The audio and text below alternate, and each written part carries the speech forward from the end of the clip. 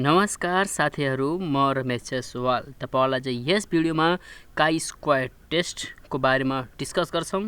यहाँ formula use गर्नुभन्दा बढी पी भ्यालु टेबलबाट हामी यसलाई सल्भ गर्न खोजेको हो। अर्को नेक्स्ट भिडियोमा हामी यसको फर्मुला युज गरेर कन्फर्मै सल्भ गर्छौं। यसरी जियोजेब्रा प्रयोग गरेर विद्यार्थीलाई काई स्क्वायर टेस्ट बिजनेस म्याथमेटिक्समा छ, पपुलेसन म्याथमेटिक्समा छ, अरु हामी यसरी इकोनोमिक्समा पनि छ। यस्तो कुराहरु विद्यार्थीलाई सिकाउन सक्छौं। जियोजेब्रा युज गरेर यसरी बनाएर झन् विद्यार्थीले पढ्न एट्र्याक्टिभ लाग्छ। फर्स्ट अफ अल एउटा डाटा दिएको छ, यसरी डाटा पढ्ने विद्यार्थीलाई सिकाउने। An obstetrician want to know whether or not the proportion of a children born each day of the week is the same. She randomly selected 500 births recorded to obtain the data shown below. यति दिएको छ। यहाँ level of के दिएछ? There reason to believe that the day on which a child is born occur with the equal frequency at 95 confidence level. यहाँ confidence कति छ? 95 छ। भनेको लेभल अफ सिग्निफिकेन्स कति छ? 5% छ। किनकि 100 बाट 95 कन्फिडेन्स छ भने 5% लेभल इरर हुन सक्छ अथवा लेभल अफ सिग्निफिकेन्स हामी यहाँ जसरी पनि कम बढी र कम यहाँ गर्न सक्छौं।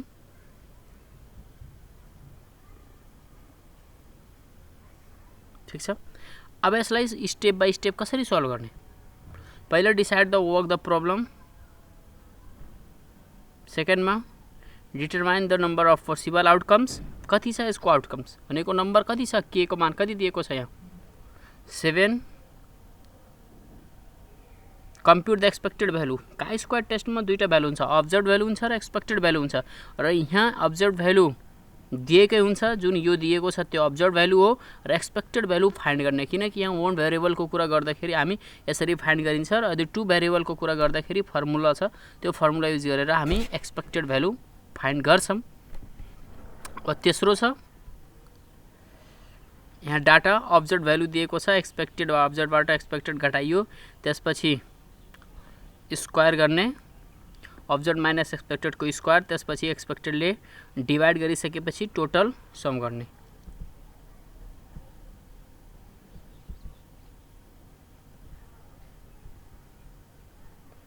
यति गरिसकेपछि लास्टमा हामी अब यसको सल्भ गर्छौं। डिग्री अफ फ्रिडम कति छ? डीएफ डिग्री अफ फ्रिडम के बाट 1 घटाइदिने, जहिले पनि डिग्री अफ फ्रिडम के माइनस 1। के कति थियो? 7, 7 बाट 1 गयो 6। अब पी भ्यालु टेबल युज गरेर काई स्क्वायर टेस्टको मान फाइन्ड गर्ने। टेस्ट स्टेटस कति छ?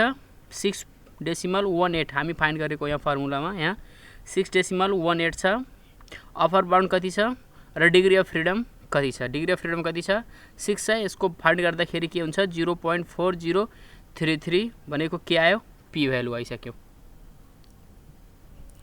अब लेभल अफ सिग्निफिकेन्स कति छ? 5% छ भनेको 0. The significance level of significance level कति छ? 1 बाट 95 डिवाइड बाइ 100 घटायो भने 0.05 means 5%, 0.05। The P value is यति छ, which is not less than the significance level. भनेको यो काई स्क्वायर टेस्टको मान यो लेभल अफ सिग्निफिकेन्स भन्दा सानो छैन। Keep the null hypothesis accept हुन्छ।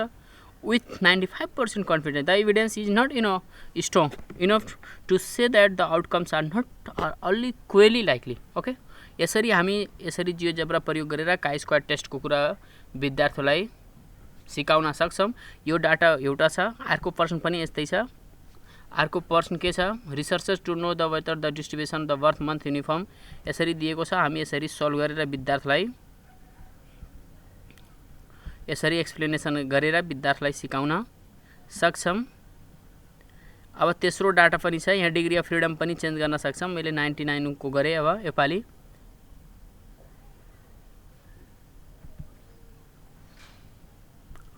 यहाँ कति छ?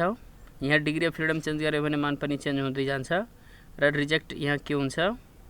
किप द नल हाइपोथेसिस भनेको एक्सेप्ट भयो। यदि डिग्री अफ फ्रिडम मैले 95 गरे तो के हुन्छ? नल हाइपोथेसिस रिजेक्ट हुन्छ। Reject the null hypothesis with 95% confidence is the evidence is strong enough to so that outcomes are not all equally likely. Okay, अब गर्दा एक्सेप्ट हुन्छ। डिग्री अफ फ्रिडमले पनि इफेक्ट गर्ने हो। यसरी हामी चलाएर विद्यार्थीलाई प्रत्येक कुराहरू एक्सप्लेनेसन राम्रोसँग सिकाउन सक्छौं। यस्तै डाटा 3 लिम। डाटा 4 नम्बर क्वेशन के छ, researcher want to determine the favorite colors occur the equal frequency. He recorded the favorite colors of 1000 randomly selected individual. The result flow red, yellow, blue, green, orange, purple, brown, pink. Is there reason to believe that the favorite colors occur with equal frequency at 99% confidence?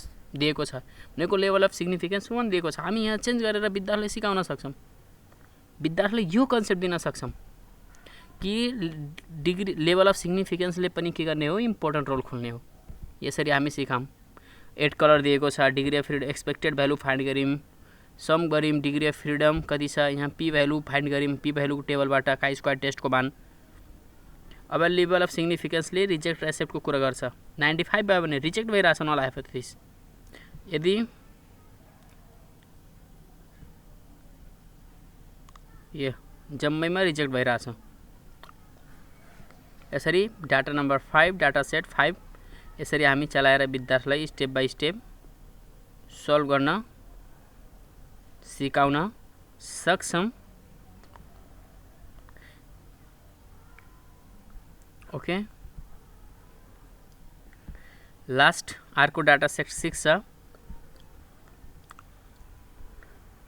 यहाँ छ, researcher want to determine whether the random digit generators produce all 10 digits with equal likelihoods. They generate 2000 digit and count the number of times 0, 1, 2 and so on of the 9 occur. The result दिएको छ 0, 1, 2, 3, 4, 5, 6, 7, 8, 9 दिएको छ। यहाँ दिएको छ कि test whether the random digit generator produce each of the 10 digits with equal likelihood at 99 confidence interval। भनेको हामी यसरी चेन्ज गर्छौं। 95 90 लेभल अफ सिग्निफिकेन्स कति राख्न सक्छौं, कति इरर आउन सक्छ, हामी त्यो डाटाको हेरेर विद्यार्थीलाई सिकाउन सक्छौं। डाटा जति इरर लिम त्यस्तै खालले भ्यालुमा एक्सेप्ट र रिजेक्टमा पनि फरक पर्छ भने सिकाउन सक्छौं। यसरी सल्भ गरेर हामीले विद्यार्थीलाई प्रत्येक कुराहरू यसरी सिकाउन सक्छौं। यदि तपाईलाई यो भिडियो मन पर्यो भने युट्युब च्यानललाई सब्स्क्राइब गरिदिनु होला। यदि फेसबुक पेजमा हेर्दै हुनुहुन्छ भने फेसबुक पेजमा लाइक गरेर जोइन भइदिनु होला। यति भन्दै बिदा हुन्छु। हस्त धन्यवाद। र यो भिडियो बढी भन्दा बढी शेयर गरिदिनु होला। तपाईको एउटा शेयरले विद्यार्थीहरूले सिक्न झन् उत्साहित मिल्नेछ, किनकि मैले यहाँ म्याथ ट्रेडिसनल मेथडबाट हैन विद्यार्थीलाई भिजुअलाइजेसन भनेको जियोजेब्रा युज गरेर शो गर्दै छु। यति भन्दै बिदा हुन्छु। हस्त धन्यवाद।